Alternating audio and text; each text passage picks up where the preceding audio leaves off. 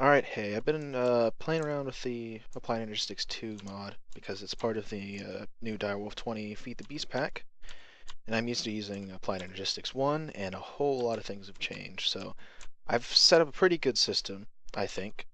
I'm just going to show you guys how I've got it set up. So one of the big changes is Applied Energistics can now receive power from any mod.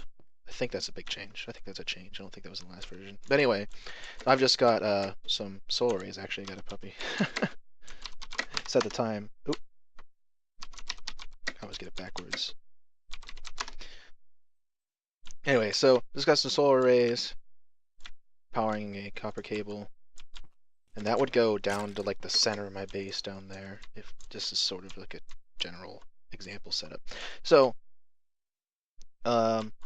but anyway, this is one of the new blocks, the Energy Acceptor. It takes in any sources of power, converts it into applied energistics power. Then there's an energy cell, which you have to just store energy for your applied energistics. This is sort of like the big controller block that you had before that you had to connect power to. This is sort of like that. It just doesn't have a display or anything.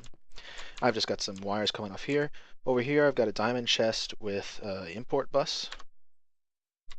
And let me just grab some stuff here. The import bus makes it so you just put anything in this chest and it goes into the system over a while.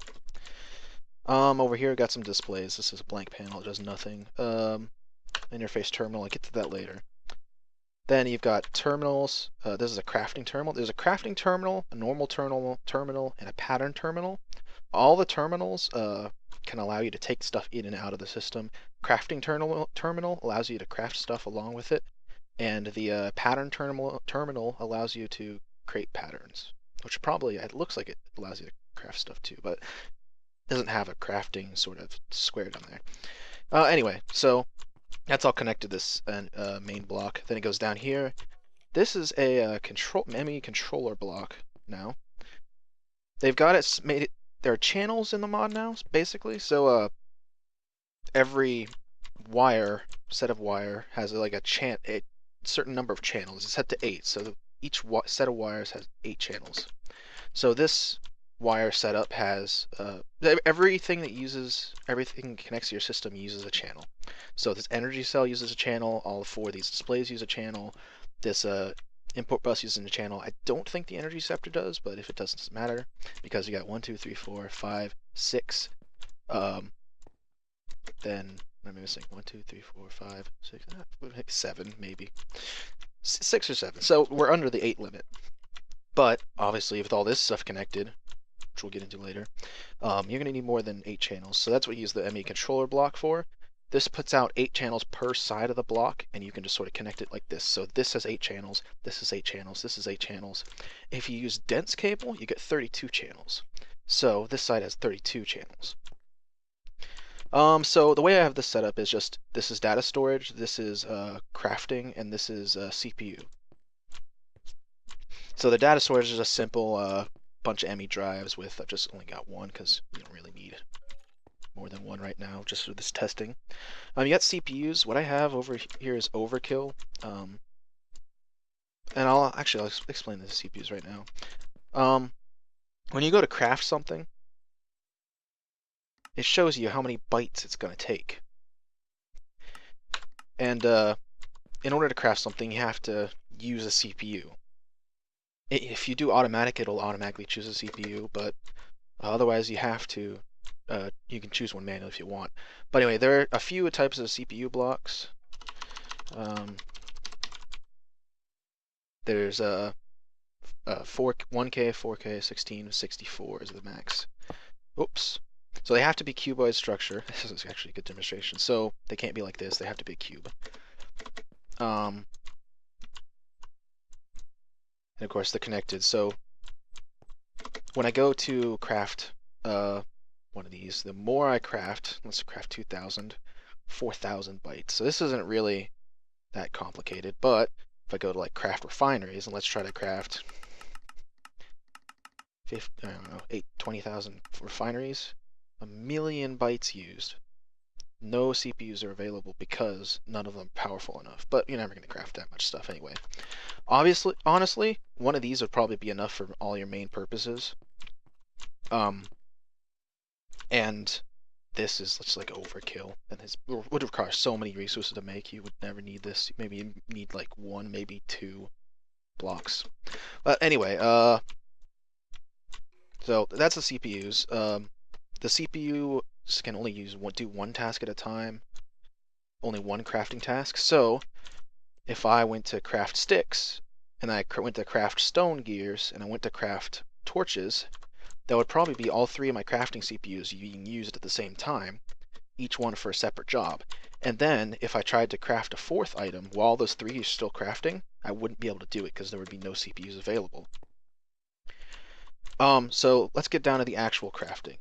The big multi-block structure that we built before in order to store patterns and stuff, that had like an outline and it had the inner cores and stuff. Anyway, this is just this block now. The molecular assembler is what it was called. It's just one block now.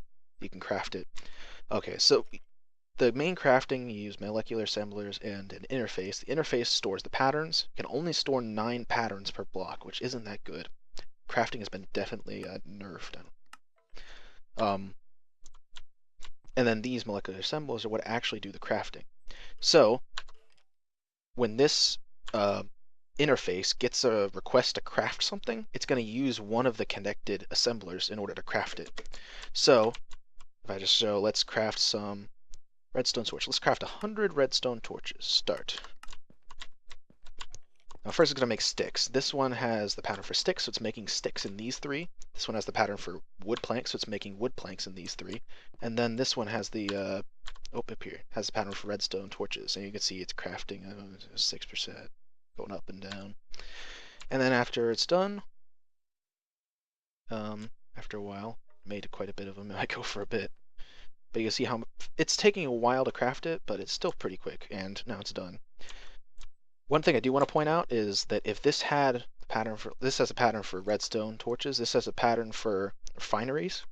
If this one with the pattern for refinery is using this to make refineries, this one with redstone torches cannot use this to make redstone torches. It can only be used for one thing at a time, and the system does generally a good job of managing resources, which ones to use. But you don't want to have 2 of them right next to each other, so you wouldn't want to have something making sticks and making like stone like right next to each other, because the system might get clogged because you got to wait for making sticks until you make stone. But using this checkerboard setup is really efficient because, let's say this one is used up. If this one needs to craft something, it'd still use all 3 of those, so it'd need all 4 of them to be used up by other stuff. So it has the sequential crafting, of course, so I can create a refinery. So what I have set up here is I give it oak wood, iron, gold, glass. I'm going to need more glass than that to show you. Diamonds, and I'm going to need actually more of these resources in general. So let me just duplicate them here. And redstone. Get rid of the redstone torches so I'll force it to craft more of them. So what's going to happen is, once I craft these refineries, it's going to take the oak wood, make them into planks, make those planks into sticks, make those sticks into wooden gears, make those wooden gears into stone gears using stone, make those stone into iron using the iron, and so on to gold gears, to diamond gears. Then it's going to take, make more sticks and redstone to make the redstone torches. Then it's going to take this glass and make tanks. And then it's going to take the tanks, the diamond gears, and the redstone torches and make a refinery. It's going to make, let's see, make 20 of them.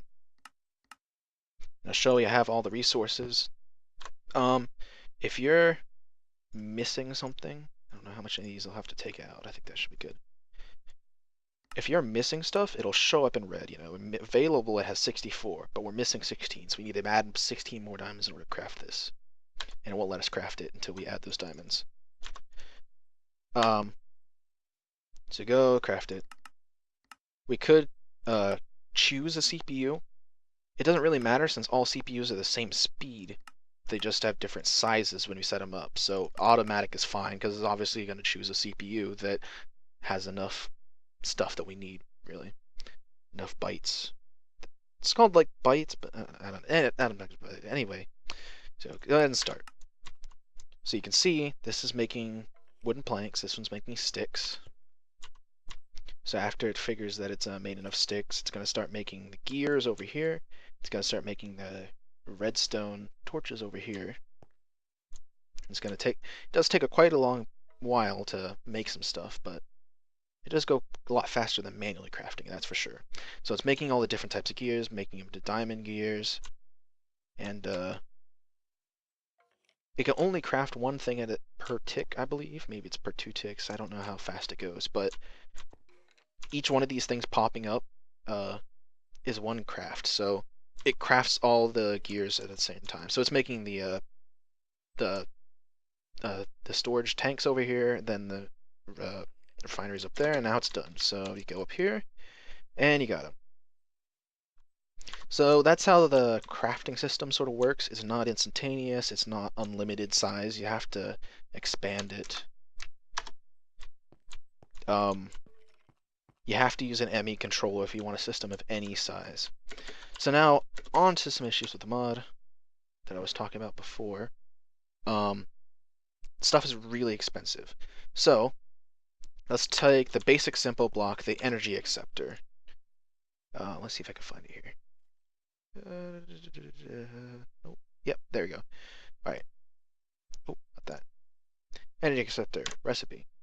So you need iron, quartz glass, and a Flukes Crystal. So what's quartz glass? Quartz glass is just normal glass with some nether quartz or Certus quartz dust.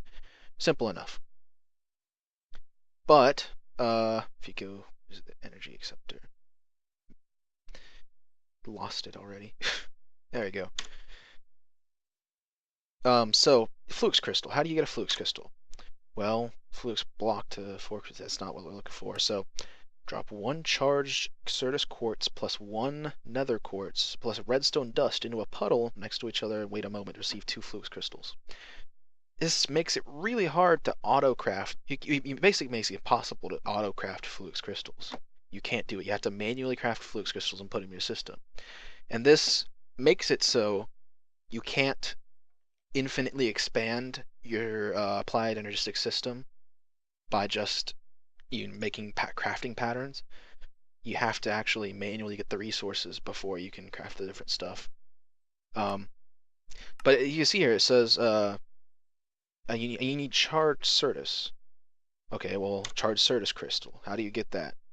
You can insert it into a charger to power it up, or it can be found around the world. It says semi-rarely, but it's pretty rare. See, there's a charged Certus quartz where I haven't found any in single player yet, and I've been doing a whole lot of mining. Tons of normal Certus. So you might think, oh, but it can be charged in a charger. Well, just do that instead of trying to find it in the world, which would be good, except that the charger requires Flukes crystals, which need, oops, not pure. Need I see, what's the pure? Pure is Flukes seed made from Flukes dust and sand into a puddle of water. Yeah, I read about this. So you can take dust and sand and put it in there, and you get pure Flukes crystals. So once you have a Flukes crystal, you can basically double it into 2 pure Flukes crystals, which are used for the same crafting. So, but anyway, what was it going on about? You need charged Certus quartz in order to make a Flukes crystal in order to make the charger. So you have to find it in the world somewhere before you can start charging yourself. So that's an annoying thing. Another annoying thing is these patterns. Let's see if I can find them.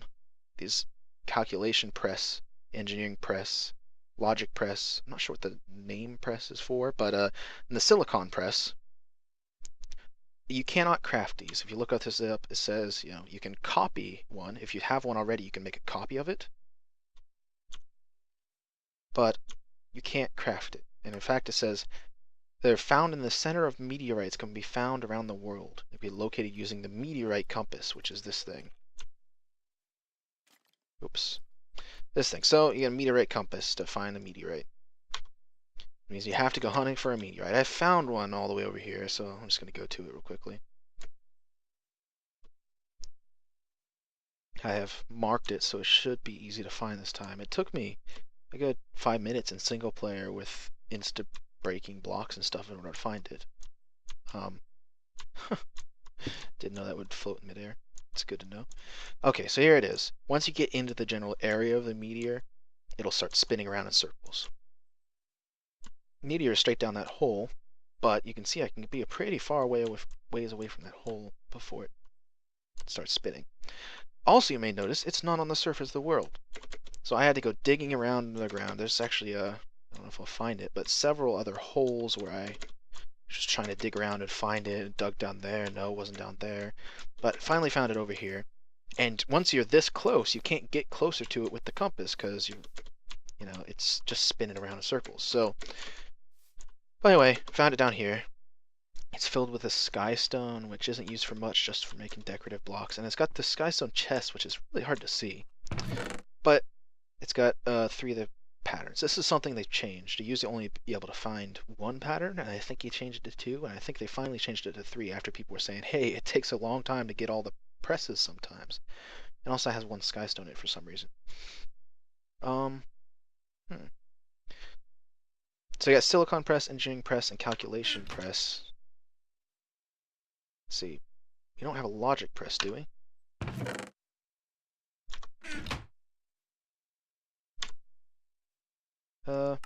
Nope, we don't have a logic press, which means anything that uses